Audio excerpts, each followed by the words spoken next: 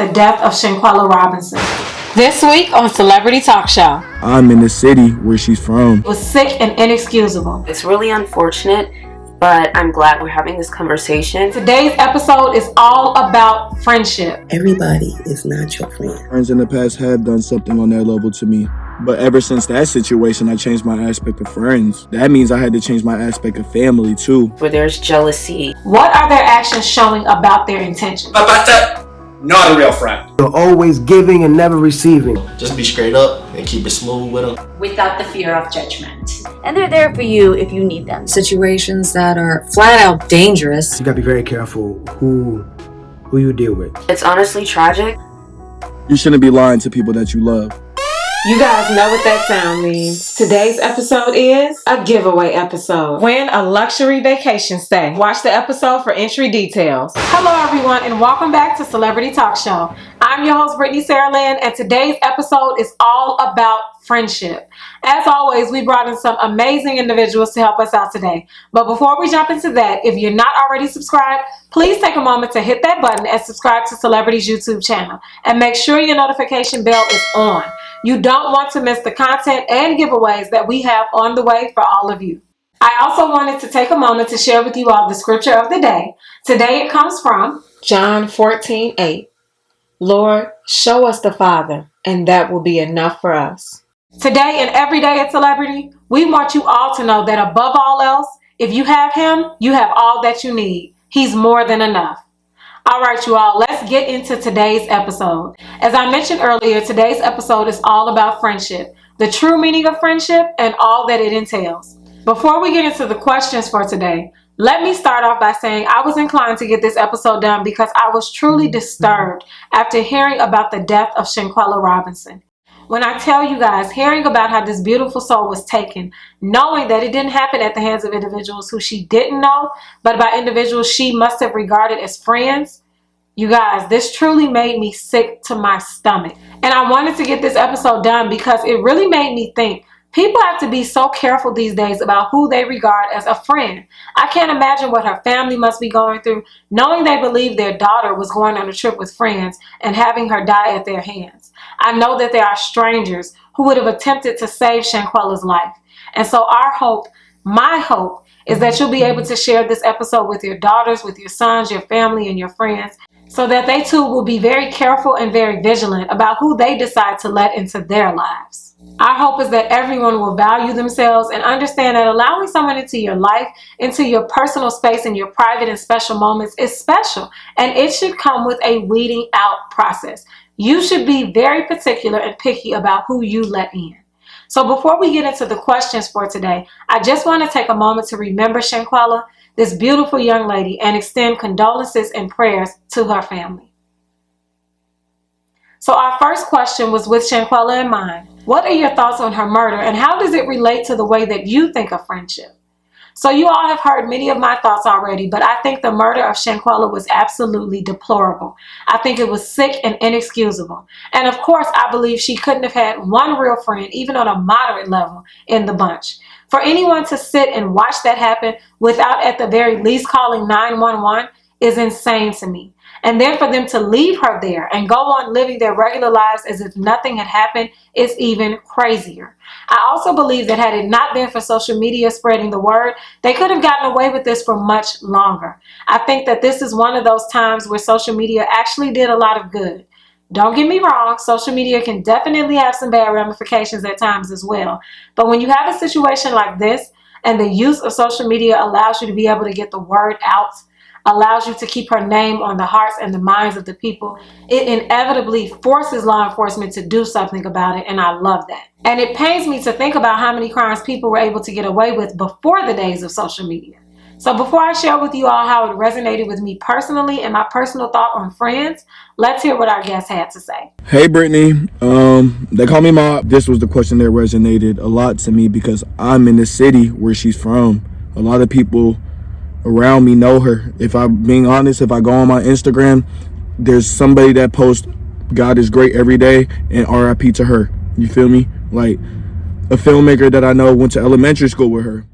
It's just sad. It really sad.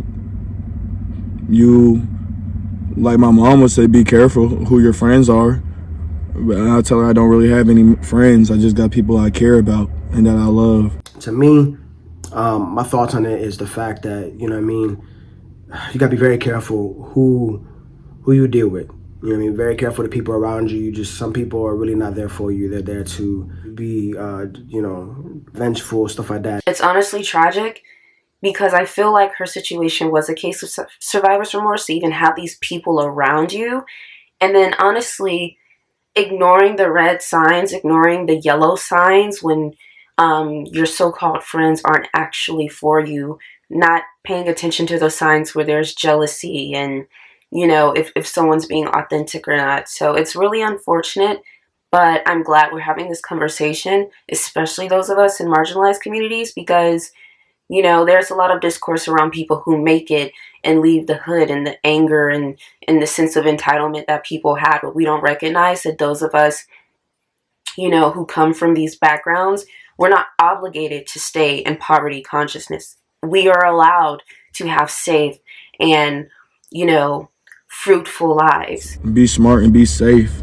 Trust your instincts, trust your intuition. Pray, you know, because there's a lot of evil going on around us, so you got to be on it. Yeah, sometimes the people closest to you that you think your friends are the people that are the biggest haters. You got to be very careful with that. We can be held back or potentially harmed by people who don't necessarily appreciate or are even happy for us.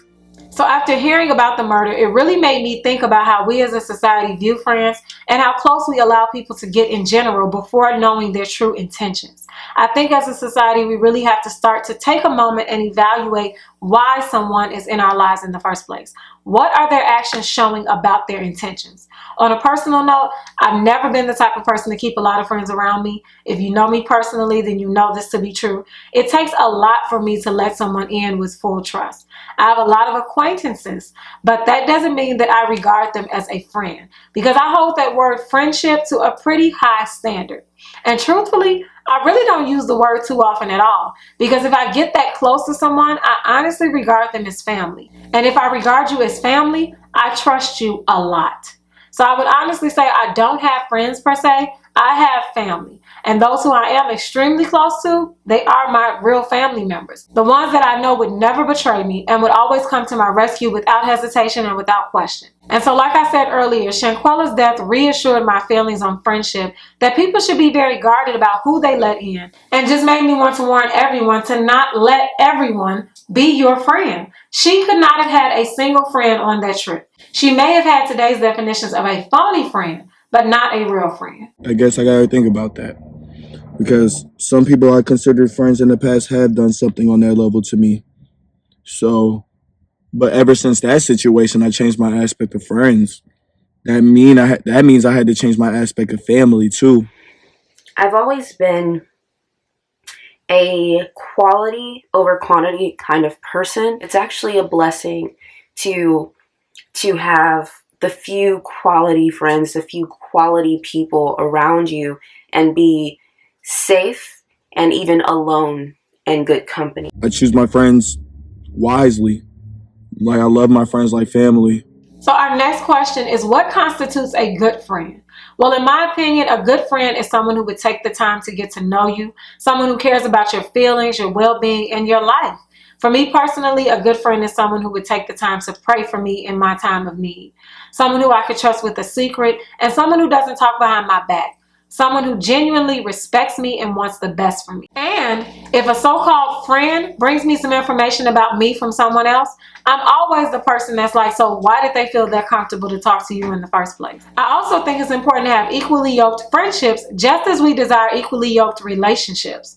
Friends should be able to motivate one another and pull each other up. I've had friendships where it's like, yeah, I don't want to be around this person anymore because they were always so negative, or they were doing all the wrong things in their life. And if I'm trying to do positive things in my life, what are we even doing in the same circle? You never want those kinds of individuals to pull you down, and constantly trying to persuade them to do right can be very draining and cause you to slip just because of the influence.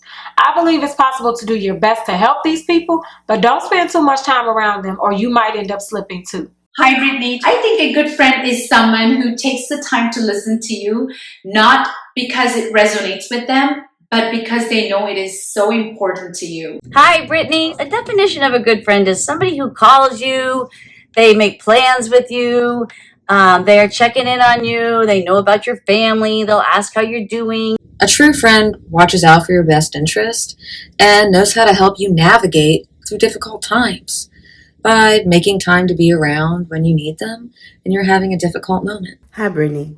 When I was younger, my mother used to say, everybody's not your friend. You stop using that word. Friend is a strong word. You have associates, you have people you know, you have coworkers, but friend, that's a label you bestow on somebody who truly, truly cares about you. Now, a good friend will listen to your problems, will let you vent, will give you advice when asked, not just offering advice, and will guide you through troubled times, good and bad, being standing there by I believe you. a good friend is someone who is ethical, someone who is genuine, someone who respects your boundaries before you even have to vocalize them, someone who holds you accountable from a place of compassion and not like sneaky gaslighting or covertly just wanting to make you second guess yourself. Yeah, someone who can hold space, can hold as much space for you as you hold for them. And also someone that you feel your true authentic self, and someone that creates a safe space for you to share without the fear of judgment. And they're there for you if you need them.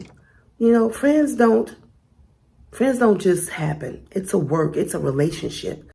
Everybody is not your friend. A true friend will always tell you the truth, will encourage you to do things that are not right or lawful, will always give you a shoulder to cry on. If I call you my friend, it's because I'm able to trust you with secrets. I'm able to trust you with money. I'm able to trust you with my man. I'm able to trust. That's the most important element of a friendship is trust. If you don't trust somebody, you cannot be friends with them. Our giveaway announcement is just moments away. Make sure you stay tuned for all of the details. So what constitutes a bad friend? In my opinion, there are many things that can constitute a bad friend. Pay attention to those who are only around you to use you. Those people who are not really concerned about who you are on the inside, but only with the benefit that you can bring to their lives. I think bad friends are those individuals who are always downplaying your accomplishments or speaking negatively to you or about you. Now, don't confuse this with honesty, because it takes a good friend to be honest with you when it's needed. But if you're around someone who's always negative, lose that person immediately, because energy is truly contagious. And anyone who you catch bad-mouthing you, cut them off immediately. A real friend is not going to talk about you to others. They're going to bring whatever their concerns are to you directly. Someone who doesn't care if you're safe is also a bad friend. If they're just willing to leave you in a place or a situation that could potentially be dangerous, they could be a really bad friend. If they don't make an effort to be around you during the times that are most important to you, they may be a bad or a jealous friend. I had a friend once a long time ago who would do this thing every time I would tell her about a guy I was interested in. She would tell me all the reasons I shouldn't be interested in him, even when she did not know the individual at all. And she would even go as far to name things that I personally liked about myself, to say he probably wouldn't like this or he probably wouldn't like that. But I also soon realized that she was very, very obsessive. She would do things like always have to know where I was and who I was with, and would even start to draw a ton of different pictures of me. Now, I'm not saying art is bad, but if it comes with other obsessive behaviors, run. So yeah, we were friends for a while, but once it got weird, I was out. And what constitutes a bad friend, Brittany? Pretty simple. In my opinion, a friend who's always talking behind your back or whatnot, man, that person ain't really there for you. That person out there trying to use you or whatever, they your biggest hater or whatever. You got to be careful with those people. The people be talking about you behind your back, those ain't the ones. You got to be careful. Those ain't the ones. Brittany, what constitutes being a bad friend? Reciprocation.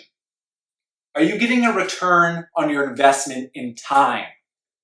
Are they only there for you when they want something in return? And then when you need something, poof, flake, ghost, gone. And then you hear from them later, oh, sorry about that, I was busy, I had to... Not a real friend. A bad friend is someone with their own agenda. They don't care about your physical, mental, or emotional well-being. Constitutes a bad friend. A bad friend would be someone that would lie about everything. To me, you know? Because, like, you feel me? You're my friend for a reason. I'm going to give you the best advice. And, like, I'm going to give you everything that I can to either help, aid, you feel me? But it's all going to be out of a place out of love. They'll pressure you into situations that are flat out dangerous or make you feel uncomfortable. You shouldn't be lying to people that you love. You can be truthful and still get your way. You can set your boundaries and still get your way. And your way, my way would be just to get the truth. At least let's start with the truth so nobody can be misled. Our next question, do you feel comfortable traveling with your friends? So for me personally, like I said, I am very particular about choosing friends. And if I'm traveling with someone, I typically would regard them as family. So yes, I feel comfortable. Now, for those of you who are going to say you guys plan really big group trips, yes, we do host really large trips with Celebrity Travel in which we have a lot of people, but we don't share the rooms. We do the booking and come together for large events, meaning they're staying at the resort just like thousands of other travelers for that time. Plus, we typically are close with everyone that goes. Very few people do I feel comfortable traveling with. It's not that friends or not, just people in general. You know what I mean? I got people that I'm cool with, stuff like that, to travel with, and I've traveled with a few people. I tend to associate myself with a lot of, I don't want to say high vibrational, but mostly conscientious, self-aware, conscious, self-developing, self-maturing adults. So I don't worry at all about things like that, especially since I know that I don't hang around people who make me feel uncomfortable, and I listen to my intuition and to my body, to my feelings the first time when it comes to certain people, especially if our values don't align, or especially if I see them treat other people certain ways. I would say the people I consider friends, definitely, yes, I feel comfortable. I don't feel insecure about traveling with any of my friends, even though I do prefer solo travel. All right, you guys, our next question, how do you know if you're in a toxic friendship? Again, if you're around someone who is always negative and that negativity is starting to bleed into your life, if they're disrespecting your boundaries, or if they become obsessive or making you feel guilty for simply living your life, you may be in a toxic friendship. If trying to help them is becoming draining to you, the friendship may also be toxic. You know, you're in a toxic friendship when you're always giving and never receiving. A good, healthy relationship is a give and take. You give and receive. When you win, are they cheering with you, or do they give you fake congratulations? Does it seem like they're hesitant to feel happy for you? Or when you share good news, are they just as excited, or are they like, oh, okay? You know, like, if there are any fake congratulations. But if you always give and give and give and give, and that person is not there for you when it's time for your turn to be there for, and for them to help you and be there for you, whether it be just being as a friend, for a good talk, for someone who just advice, stuff like that. If they're not there for you, the simple things like that, in the good times and the bad times, they're not a good friend. You got us toxic. It's toxic. You gotta be careful of toxic friends. Gaslighting happens in friendships way too often, where, you know, a person's experiencing something. They experience something with another person. They experience something in their lives, and, you know, they're clearly in the right with what they're feeling. This isn't someone who's paranoid or wrong about something and they're, you know, projecting. This is someone who is right in what they're observing, but the toxic friend would probably be like, I don't know what you mean. Or they would consistently maybe defend the person who's harming them. Like, and you may feel like, well, am I wrong? But it's not the case. This person already has a problem with you, and now they're looking for a reason to have you believe that you're the problem. If you're in a toxic friendship, please cut it off swiftly and immediately. Don't prolong it for anyone else's feelings, and remember, your health and safety comes first. And if you feel the individual may be dangerous, please don't cut it off in person or in private, but make sure you do so in a public environment. Be straight up with them. Tell them what the issue is. Tell them what's the problem. Tell them why you don't mess with them no more. Because That way they can go back and see for themselves maybe what was the issue and what they were doing that was causing the issues. So I would just be straight up with them, tell them the issue, tell them why you feel how you feel, and maybe they'll take that out of perspective and implement it into making themselves the better for the next person or the next relationship, friendship, or whatever the case may be. How do you get out of that friendship? Cut them out of your mind like a lobotomy, right? Done. You don't need that. You're dragging yourself down. I guess slowly distance yourself, or as quick as you need to, basically distance yourself. Close yourself off to that person. If they want to truly be in your life, how you want them to be in your life, or basically in a good aspect, they're going to come to their senses, or they're going to try to. You feel me? Some people can come back and you let them in, and then the same thing happens. So that's where boundaries come in place. But I say to distance yourself to start. People show their true colors when you need them most. Big facts. So just be straight up and keep it smooth with them and help them get better in life. It's that time, you guys. This episode's giveaway is a one-night stay at any beautiful Hilton property or resort. Here's all you have to do to win. First, make sure you subscribe to the CeleBritty Talk Show YouTube channel and ensure your subscription status is public. Second, share the episode on any active social account within the first 2 weeks of its release date. You can share on Facebook, Instagram, TikTok, or Twitter. Every share is an entry. Third, screenshot your YouTube subscription status and your social share and email it to us at submissions@celebrity.com. Good luck, everyone. We can't wait to pick a winner. All right, you guys, that's all for today. But we really hope that you all share this episode with your family and your friends, with your loved ones. We thank you all so very much for joining us for this episode of CeleBritty, and we'll see you all next time. Next time on CeleBritty. It's a relationship episode today, you guys. CeleBritty's doing a lot of good things for people, talking about things people just ain't ready to hear. That's right. We have more relationship topics that we know you all are going to love. There's a certain ebb and flow in the conversation. Okay, Brock, listen to me very carefully. Sometimes you have to put yourself in uncomfortable situations. Navigate and view life's ups and downs. These things are non-negotiable. We're all constantly growing and constantly making mistakes. And you might look a little crazy, okay? But you kind of got to see someone at their best and worst. Because otherwise, you will get divorced. You pray to God and then he will fall from the sky. It'll work one day. Everybody loves different. I stay away from that now. To be with someone who understands me. If you are honest with yourself and you know what you want, you know, if you don't, eventually it's not going to work out. That is good for people that are shy, that are a little bit sensitive. Because it takes 3 months for the real crazy to come out. So, fingers crossed, and good luck. Make sure you're subscribed and that your post notifications are on.